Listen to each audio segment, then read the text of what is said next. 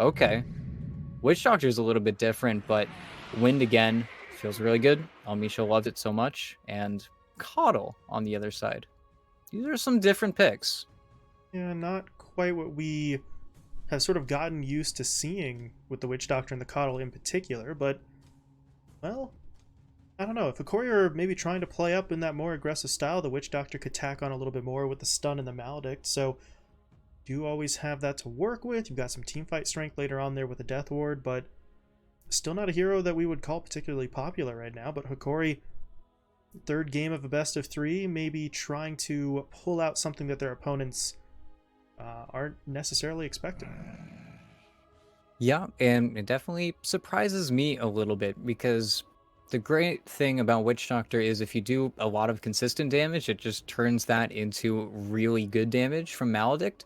But your team is really burst oriented. So when you go on a hero, they're either going to die immediately or they're going to walk away from you. And Maledict is a great spell, but if you're not killing them in your initial burst, then I don't think you're doing half of your lineup correctly, if that makes sense.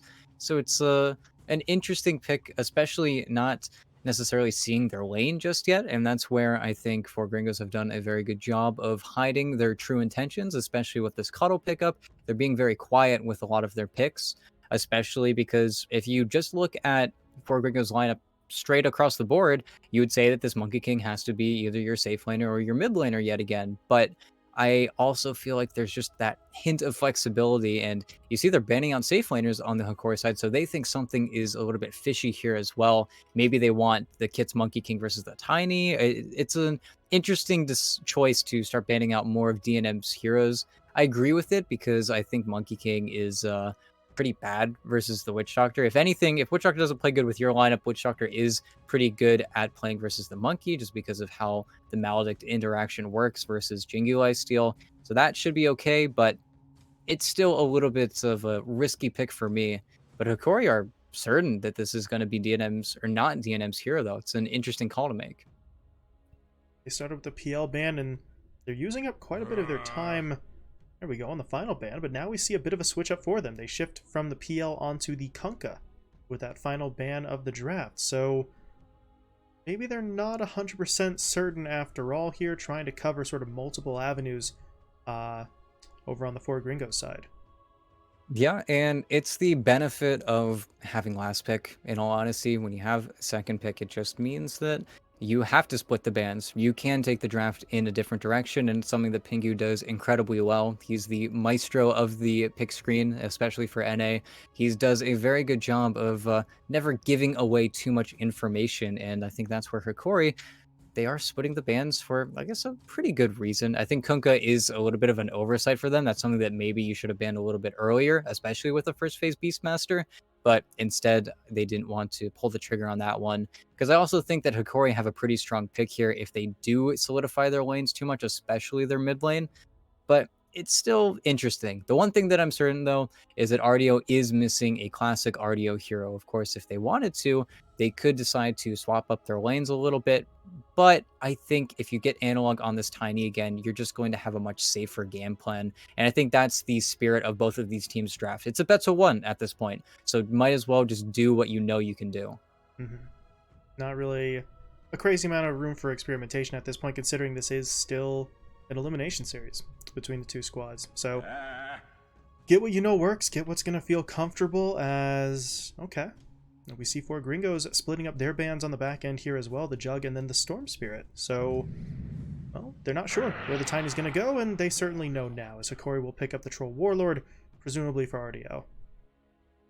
Yeah, and I think they're going to be happy with their mid matchup now. I think that they're probably going to pick, okay, Troll versus Sniper yet again today. But I think this does mean the kits will be on that Monkey. So it is Monkey versus Tiny mid, which is a pretty even matchup. I think at the end of the day, I think Monkey King is the classic counter, maybe in patches of old, but Tiny is really able to ignore you, I think, for a lot of the game. And if you do invest too many skill points in your laning abilities, then you fall behind pretty hard on farm, as well as it just being a melee mid laner. So when it comes to those rotations, it's much harder to snowball the lane on this Monkey King. That's why a player like Thompson hasn't touched it in a very long time. It just strategically is very difficult to pull off in your rotations. While they're very, very fast, it usually isn't enough. It doesn't need quite as much farm as some of these other mid laners that people try to pull off in that same place, but they picked it for the lane. They're going to run the lane. It's an interesting choice for them, but we'll have to see what Kits is able to do. The sniper versus troll matchup, though, it's going to be a little bit hard. This is the second time as well we're seeing the Tiny versus the Sniper. So early game, I think DNM is definitely going to struggle, especially defending a lot of those outer tier 2 towers. And that's where picking Sniper into a hero like Beastmaster is an even bigger risk, because now you have the vision. Now you're able to make the deep dives. If they're able to get set up on these buildings, aside from high ground, I think that it's actually going to be a little bit of a struggle for Team 4 Gringos to actually pull off some of these defenses. Their wave clear, fantastic. Their setup, once they actually get all of their spells down, is pretty good as well. I think Hokori are much more individually based. They're much more about getting quick pickoffs and then playing around the single target lockdown they have, where the team fight is definitely better on the 4 Gringos side. But I feel like if you start casting your spells a little bit too far away from the sniper is going to feel like the vulnerable hero in the game, regardless. Mm-hmm. Is always the sort of threat or risk you run running that sniper. If you can maintain the distance, he is fantastic. But the second that someone is able to close that gap, all of a sudden, you're still sniper. You are not very tanky. So we shall see just how well 4 Gringos can defend that sniper, because, well, I mean, in most circumstances, it feels like the fate of the game may very well depend on it. So we shall see what they can do here as we do get this final game underway. Now, hopefully, no further server issues for the players, or honestly, for us on the casting side as well. I don't know about UET, but I did have some issues on the back end. So it's hitting everybody here with the servers being a little messed up. But fingers crossed that we can get through this third and final match with no complications as we do get things underway. Analog, quick to make his way into the river. Doesn't go for the full push up, though. That's something that we've seen so often from those mid laners, but did they just... Yeah, they did. The Hawk scouts out the ward being thrown down, so they do know that that is there. No one with a sentry immediately, so it is going to stand for a little while, but that should be a quick and easy D ward for one of the supports. Or for Analog himself, actually. Sentry's going to get sent his way. Yeah, and it's just going to be more gold into the Tiny's hands. I think both teams are doing a relatively good job of keeping their small camps defended. I think that's why Analog sent out this sentry as early on as he could, as well as Gardic heads up play in the bottom lane, getting their D ward. I think he just had a glimpse of the Coddle placing it. You always want to play with an observer in lane for the same reason that the Wind has one up in her lane. You just want to have knowledge whenever it comes to actually hitting those skill shots, especially heroes that are going to be a little bit greedier and hiding in those trees. But too many of those illuminates start to connect, it can definitely become problematic. But that's where Gardic is just really on the money. Yeah, able to just take that away right off the bat, even sort of patrolling in that tree line just to make sure that no one had set up in there initially.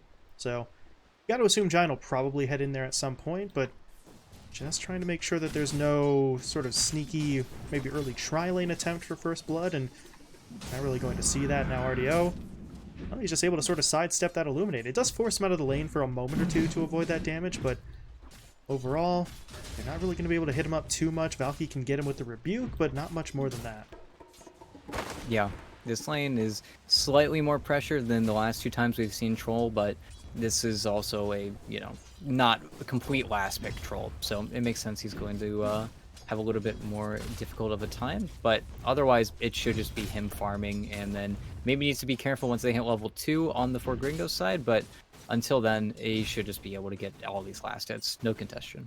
Yeah, he's going to be having a decent time for himself. Meanwhile, up top, you see Pingu playing pretty forward on the Bane. First point up in the Brain Sap, so he's looking to trade out some damage, just be as obnoxious as possible here against Vitaly and Elmisho, and they kind of need that. If the Bane can play forward, that's going to give DNM a lot of sort of space to work with and get himself going here on the Sniper without things like Elmisho's right clicks, things like the Boar coming in to annoy him. But that does mean Pingu is going to have to be very careful of his positioning. If he gets hit up by the Boar, when Elmisho sort of hits that second or third level and puts a point up into something like the Shackle Shot, then the Bane becomes quite a bit more vulnerable. But For now, he's just trying to sort of play that trading game. And there's really not too much. Vitaly does need to be careful, but I think level 3 is where you really see them go for the crazy plays. But I guess Pingu, that's a nice wake up. Ooh, Nightmare is there. The shrapnel is not quite enough, though, and... Oh, that was a close call, but Vitaly's able to fall back, but that's burning through pretty much all the region he brought to the lane, as the salve is going to be deployed, so... DNM and Pingu are doing a decent job right now of just trying to sort of get out there and dish out that early damage, but now you still do need to be a little bit careful here. Vitaly was able to heal back up, and as much as DNM can do with the shrapnels, you would really rather not have him need to get too active, but at least he has the capabilities both for offensive and technically defensive purposes. If Vitaly and Elmisho try to push onto him, that shrapnel can really sort of turn back their aggression. Yeah, and that's where they are doing a really good job of being careful here. Always having a boar ready if the sleep does come out onto either of them. You just sleep the boar, and then you're immediately out of that danger zone. But level 3 on both the Bane and the Sniper, this is where it gets really difficult. Everything becomes so much more efficient than them, and dropping 2 shrapnels to get a kill is something that DNM will always do.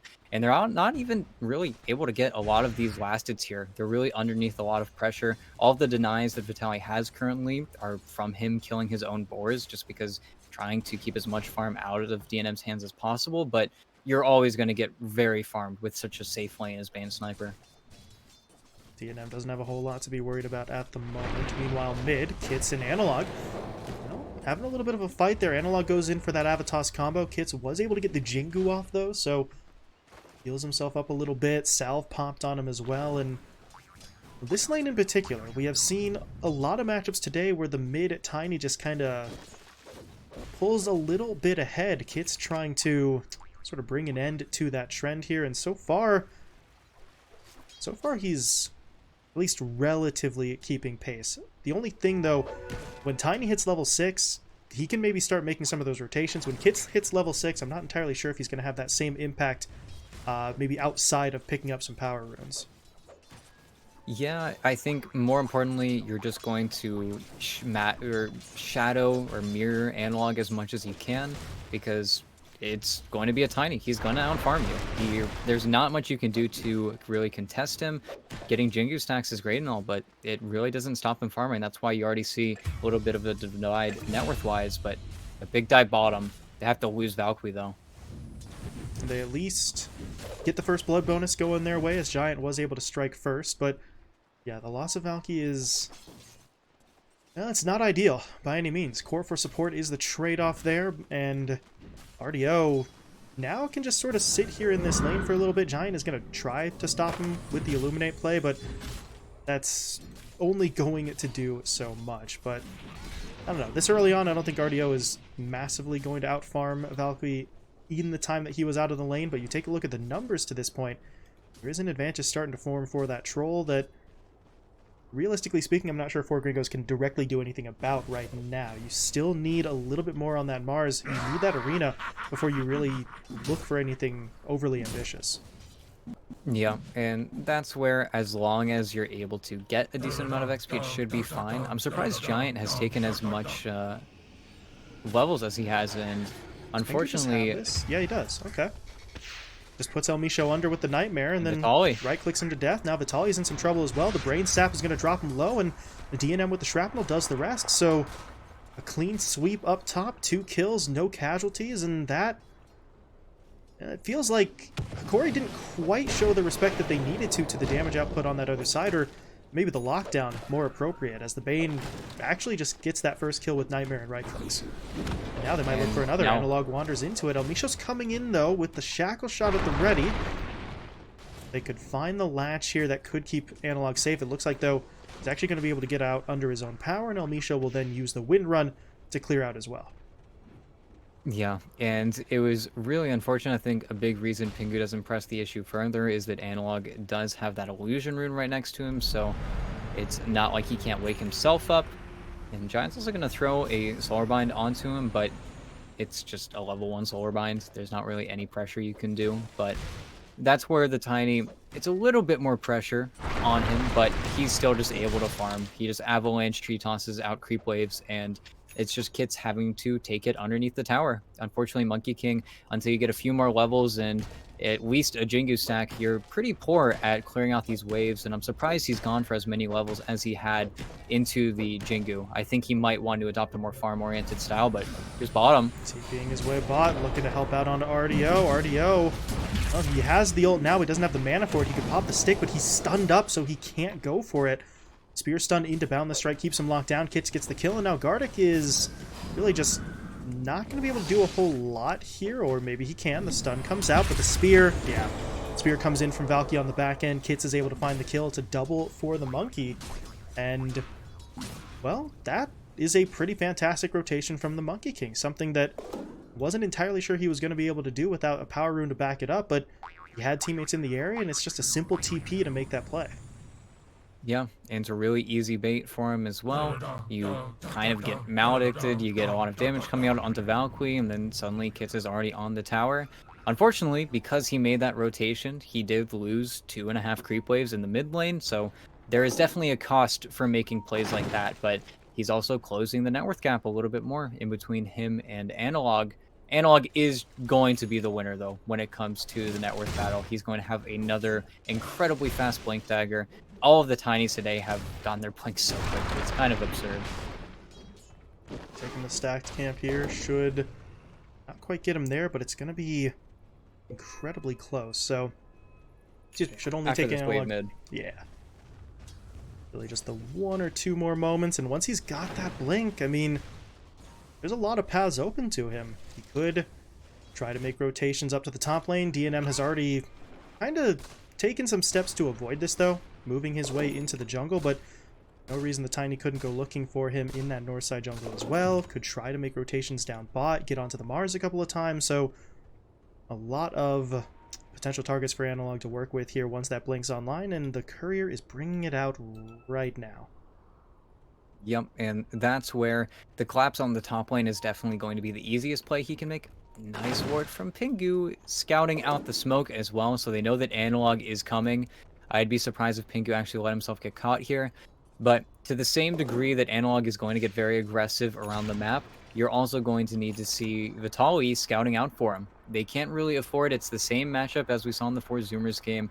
Once Tiny is in, he is completely trapped, especially when the sniper decides to get involved in a lot of these engagements. Same with the arena. If you blink in and you're not killing your targets immediately, you are very prone to getting punished, and Tinies that fall behind are not Tinies that win typically. And look, they even break the smoke on Valkyrie, but they don't think they have enough damage for him just yet, so they give up on the play completely. They know how much momentum they can throw away if the Tiny dies just once in this game. And that is going to lead into a tower trade off there, tier 1.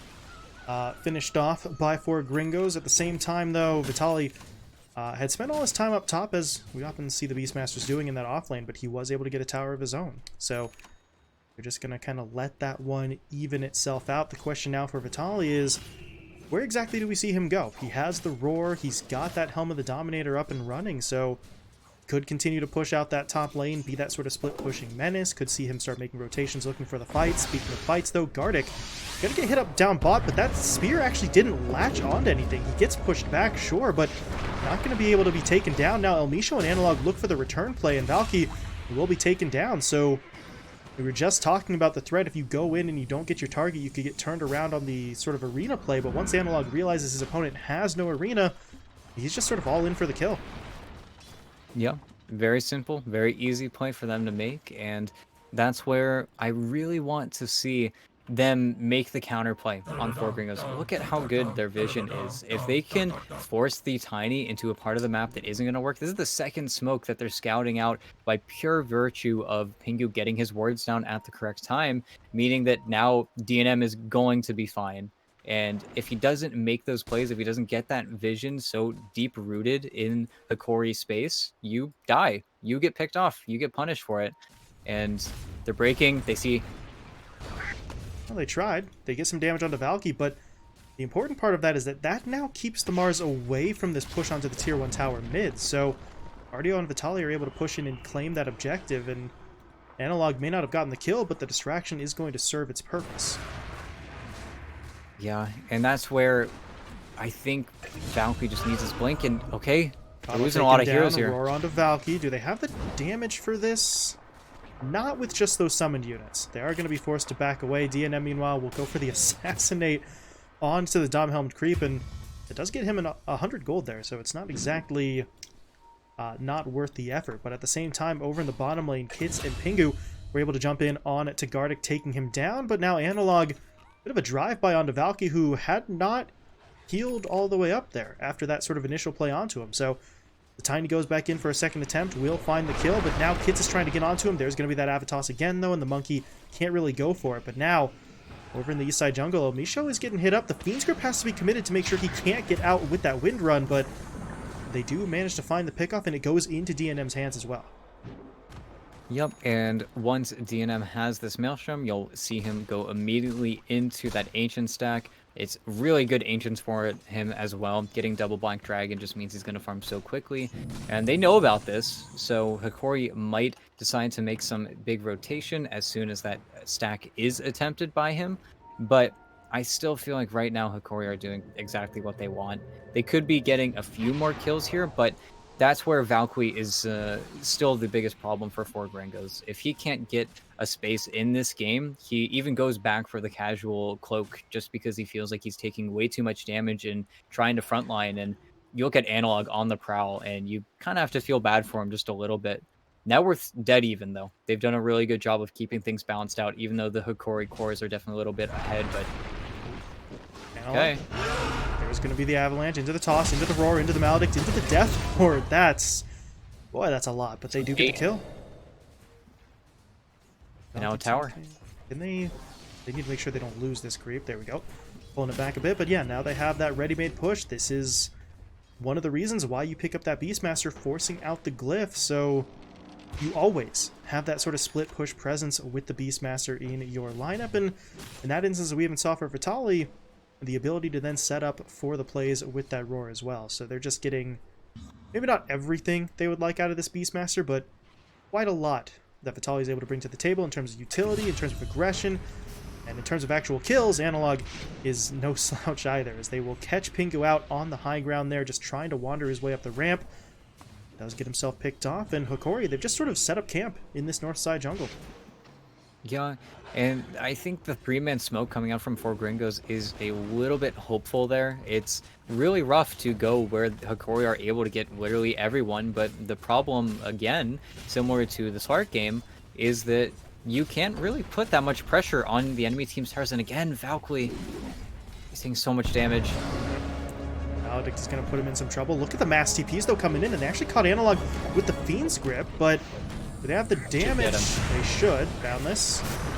There it is. Okay. Giant gets the kill with the Illuminate. They still lost Valky, though. Gardic was able to get him with the DOT from that Maledict, so technically speaking, that will come at a cost for the side of Gringos, but I think they got to be okay with getting that kill onto the Tiny. However, you lose your Mars and you lost your tier 2 tower as well, so you're still having that toll extracted from you in a lot of these circumstances. As DNM gets hit by the Shackle. How much do they have? Well, the Death Ward certainly going to help out. Power Shot comes through as well. The Roar now going to be deployed onto Kits, but DNM will be put under by the Nightmare. I think that Maledict, though, still takes him down. Yeah. That was a really early Nightmare. They got more, though.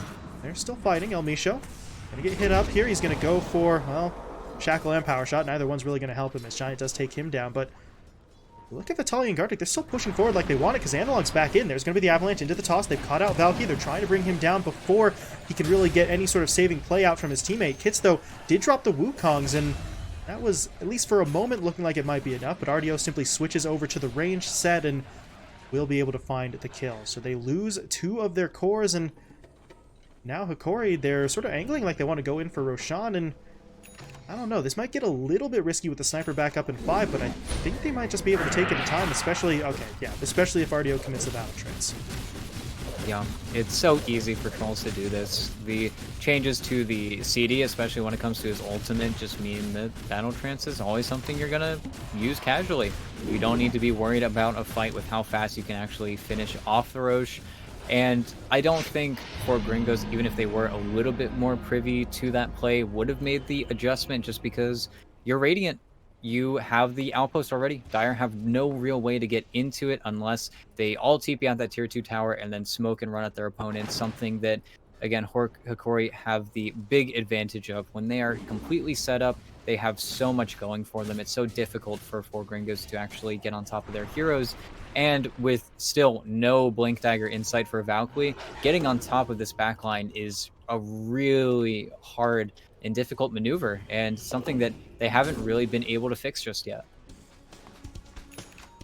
In the meantime, we continue to see these Hawks. This is the other sort of benefit, talk about how many of them there are, of running this Beastmaster. He doesn't even have the shard yet. Obviously can't pick it up for a few more minutes, but the Hawk Vision is always going to sort of play a role here, and you're already in a situation for the side of For Gringos where you're maybe on the back foot, and need to be aware of the fact that that Hawk could be scouting you out in any minute, which is kind of interesting because prior to this point in the game, we'd been talking about how fantastic the vision had been out from Pingu for that For Gringos side, and the vision game is still strong from the Bane. It's just the Hawk is available on a bit more of a consistent basis, for sure, and once that Aghanim Shard gets picked up, it's going to help contribute to the fights in terms of the lockdown as well. Speaking of potential lockdown, though, Pingu, got to be careful. He's going to get stunned up. There's the Maledict into about a half a second's worth of that Death Roar, but RDO is on the hunt, trying to track him down. Meanwhile, in the river,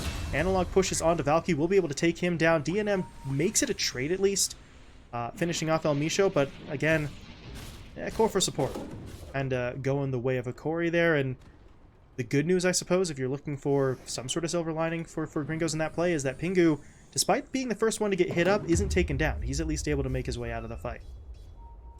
Yeah, and that's where I think right now Valkyrie, he's got a hood queued up and he's just going to buy it out. I think he's realizing that his only role in this game as of now, he's missed his timing where his levels are actually going to be impactful, so instead just try and tank as much of the aggression coming out from Hokori as possible and let DNM carry you a little bit here, because DNM is relatively untouched. He is very farmed on the sniper. He hasn't been caught off guard by really any rotations coming from the Hokori side. It's a much cleaner sniper, especially compared to the one we saw earlier today, but that's where I think Hokori are going to be semi-fine with it, just because they are getting still so much of the map where it feels like they're consistently able to play in 2 lanes, while if you are For Gringos, you can really only play in 1, and that's why we see so many heroes stacked up. They're just afraid of getting caught off guard and picked off, especially with the Blink Dagger coming out for El Misho, so he is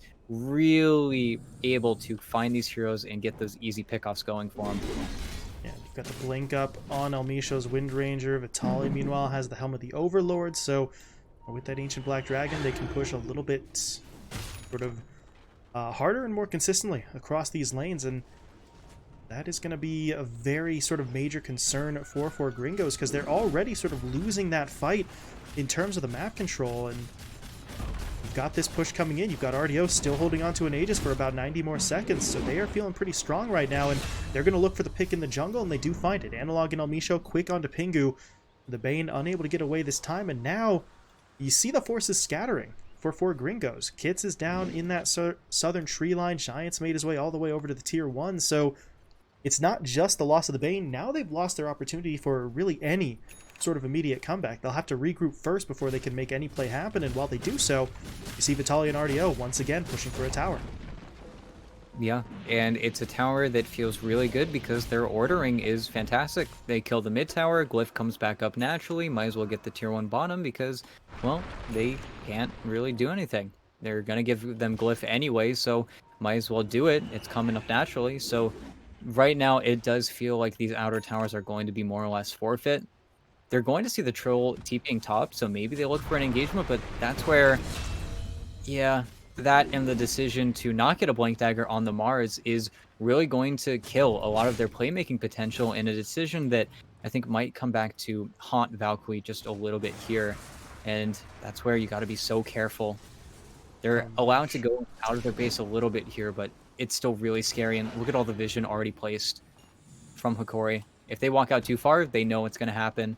And it's just Hokori taking away pretty much all of the map. It really does feel like For Gringos are relying on DNM to carry them this time around. No one else really is in a great position to do much of anything. Kits, in particular here, really haven't talked about that Monkey King all that much. He's got an Echo Saber and not a whole lot else. He's sitting on one hammer, but that is not fantastic, and nothing else in the quick buy for him. So there's no imminent purchase coming out, and I mean, if the Monkey King isn't able to do much damage, then yeah, it all sort of falls on D&M's shoulders. But that brings us back to our previous point. We were talking about the sniper. He is all well and good if you can maintain that separation, but there's a blink on the Tiny, there's a blink on the Wind Ranger. So your ability to maintain that separation is questionable, but right now they're going to try to push their way. Oh, okay. No, they're not. Thought for a moment that they would take the plunge on that and try for the play, but again, this is where you desperately miss a blink up on Valky. If he has the blink dagger, maybe you pull the trigger there, try to jump in for the arena, but if he has to walk it in, then there's really not a whole lot to be done there. They back away from the opportunity, and Hokori, they may not have the Aegis anymore, but they are still looking strong. They want in, and they've got Pingu right off the bat. He is dead immediately, and Valky, okay, he does drop down the arena, but the Roar is actually still going to be deployed onto him. He gets pushed as well on the backside by the Wind Ranger, and he's just not in a great spot here. Valky will be taken down. Meanwhile, DNM is really not sitting in a perfect spot either. He has no real way to keep that separation. His Analog quite literally tosses a teammate at him. Giant and DNM will both fall. And now Valky, he's fought back, but he already used the arena on the first play, and yeah, this is just all going to hell. Pingu and Kits both taken down. Valky may very well end up dying a second time as he gets tossed back into the fight. The Spear Stun locks Vitali down, but that's not the hero you needed to be worried about, as that is 6 kills for Hokori at the cost of El Misho, and that is it. Yeah, they thought they could take the fight there, especially with the buyback on Pingu, but there was just no damage. They weren't able to stack the arena on top of the Coliseum, and really, without that, you're losing all of your damage, as well as El Misho doing such a good job hounding DNM, and without BKB, the sniper really can't afford to be up and on. They just call it. All right. Okay, they're sick of this game. Yeah. Wow. I mean, the frustration's understandable. We were all sort of dealing with it as well, with that massive delay in between, and honestly, I thought this game was maybe a little bit more salvageable for them compared to the relatively quick GG we saw from them in Game 2 as well, but for Gringos, they did not agree. They were sort of on a downward trajectory at that point. They just decided to bail out. Yeah, and it is sad to lose him in that kind of situation, because it did feel like this game was salvageable. I think some difficult decisions had to be made there, especially from the Mars, but Hokori also just did a really good job of singling him out. It felt like Analog was really purposefully playing versus the Mars as much as he could, because you identify what your opponent needs and you take it away from them, and they did a very good job at that, as well as just having an incredibly robust lineup. There really wasn't a weak bone in their body. I feel like every single time they were making plays, they were successful plays. And Beastmaster versus Monkey King, I don't really like that they ended up putting this Monkey King on a core roll again. I think DNM really made it work because Hokori ended up, putting RDO on that Tiny, so the matchup feels good right off the bat. But this is the second time where it doesn't feel great, and I think they actually got punished for it this time around. I think Kitsu, again, 3-1-4, he only died. His only death is the one at the end of the game, but it felt like, aside from that bottom rotation where he got a double kill, there was really nothing else he could do for the game. It just felt like the Tiny was the better version of his hero, and I kind of agree that it is. Yeah, it's just, I mean, too much for them to handle, really. At the end of the day, Valky just does so little there. Kits on the core Monkey King, as you pointed out, just kind of struggled as well. 3-1-4 is not bad, but not enough. Meanwhile, for Hokori, everything goes right. Even the hero that we were sort of looking at with some question marks in the form of the Witch Doctor, not necessarily because it wasn't going to work, just because it's not a hero we had seen all that often, but Gardic, I mean, he was everywhere his team needed him to be. He was setting up vision, he was contributing to those fights. 4, 3, and 8's a pretty spectacular stat line, considering how long that match went on. So even on the plays where we were sort of scratching our heads a little bit, it all kind of plays out exactly the way they wanted it to. Yeah, it's a sad way to end the night, especially with all of the server troubles we had. But, well, I thought Hokori personally were probably going to take the games. I'm just sad that the last two were such a different league than that first game was, where it definitely felt much more back and forth. Yeah. second and third games very much one-sided, as Hokori able to make it happen. So they will be moving on. They will await the result of tomorrow's matches to figure out who they're going to be playing. Because tomorrow we move on to the upper half of the bracket. We've got No Ping versus D2 Hustlers, along with Infamous versus Team Team. So since those are upper division or upper bracket matches, excuse me, no elimination on that front. Win and you advance, lose and you drop down to the lower bracket. So not going to be saying goodbye to any teams tomorrow, but should have some high stakes stuff. Hopefully no further server issues like we had today. That would be absolutely fantastic, because boy, when Steam servers go down, they really go down. They don't mess around with that stuff. Yeah, it's just gone. The game's just gone at that point. It really is sad.